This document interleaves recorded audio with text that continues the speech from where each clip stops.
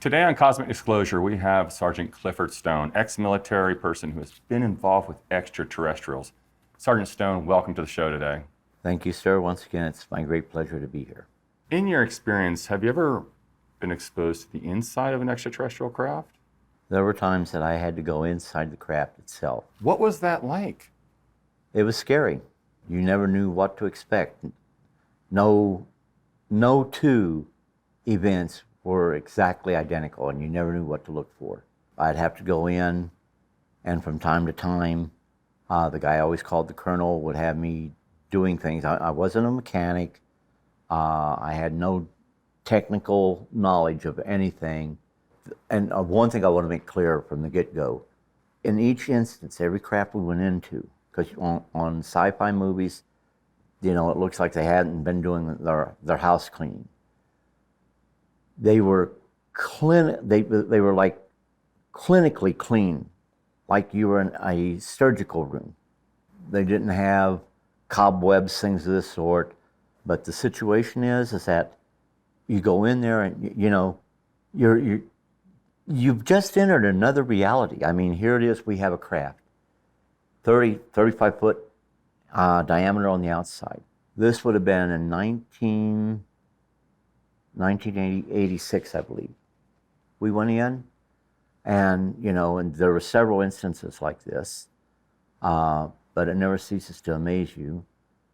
35 foot diameter on the outside, and you're awed when you go in there because you're thinking, okay, something's not right here, because it looks much bigger on the inside, but how can that be? It's only 35 foot diameter on the outside. It couldn't be any bigger than that. And it definitely couldn't be bigger than that on the inside. But when you go in, I can explain it now, but it's hard for people to understand. It was hard for me to understand when I first heard about it. But then you'd go ahead and look up, because I mean, you know, it was only maybe, 12 feet high, things of this sort. Yet, here it is. This was maybe, 40, 50 foot tall on the inside, and I'm wondering, how can this be? So we would go ahead and measure that. The interesting thing, you saw no lights, but it was perfectly bright on the inside, not overlit, not underlit. You had no problem seeing. But then, you know, here it is. Remember, we're working, and I have to stress this, 35 foot in diameter. But then you have like ladders that go up on several levels, maybe I think 3, I'm going to say 3, it could have been more, but at least three levels. Then you'd have little walkways there, and you'd have compartments there that you know, people or entities, and I'm sorry, I still consider them to be people within their own right, that would go in there. I don't know whether they were living quarters, what they were actually there for, but they served a purpose, but they were rooms on board the craft. Was there a type of cockpit or chair or anything like that more human? There was a control department compartment, which they obviously had, the way I remember it, there was like a control panel. There was 2 seats in front. There was a seat in back, and on back over by where the entrance was, on each side there was a seat there. Now, the control panels was unique in that they didn't have, like, you know, on board a fighter aircraft you have a control stick. It was like, I know this now, but it was just the impression at the time that they were controlling with the instruments they had by just putting their hands over it or moving them over it, and they could control the craft that way.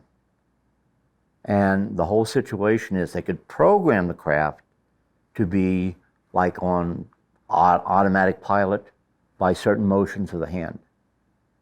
And there was also an avoidance system where they wouldn't crash into one another.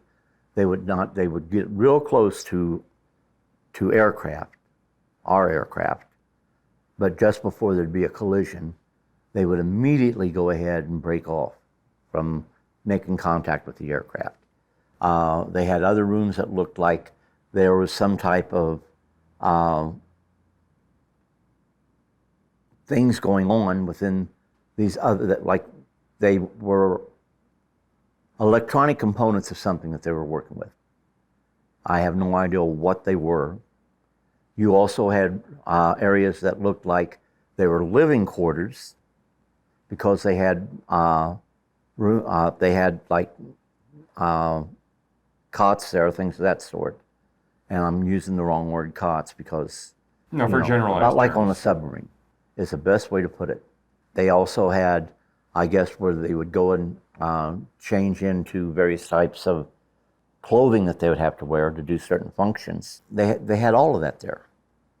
But here again, where you'd go ahead and expect to find trash cans where they'd have trash put into them, trash on the, I mean, they were just so clinically.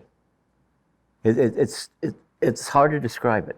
What kind of clothing and what did it look like? Well, they had different colors like white, they had yellow, they had red. Were they 2-piece, 3-piece, 10-piece? They all looked like one piece. And once again, how did they get into them? But, and it looked like one size fit all. And that was the opinion that I had. All right. One fascinating thing I learned from you, you mentioned a propulsion unit. Not with this craft, because I didn't have to go to it. Mm-hmm. We went on one craft, and the craft was, it was like a small, the engine, the propulsion unit, was like a matchbox, small as a matchbox. And I turned to the guy I always called the colonel, this can't be the propulsion unit, this might be a component, but how are you going to get a craft this big to go as fast as it was going on this small little, and it was rectangular. And this is before you realized size did not matter in this field of science. Absolutely. I believe also through my experience, when being on these craft, and they're still only when they're on, that it has their own gravitational field around them, which means they're actually like in their own space. So when you walk on there, you're in their space, and it could be as big as the Empire State Building inside, but look on the outside as big as a bowling ball. Oh, absolutely. I mean, and I hesitate to bring this up, but it's a key point, and I'm not a scientist, I can't explain it, but a lot of times you may have a craft that to us would be maybe a little bigger than this. Mm-hmm. Yeah. But yet, you and I could walk around and have plenty of space in it on the inside. It's you're working multidimensional within the craft itself, but it's all interconnected. And I don't know how to explain that.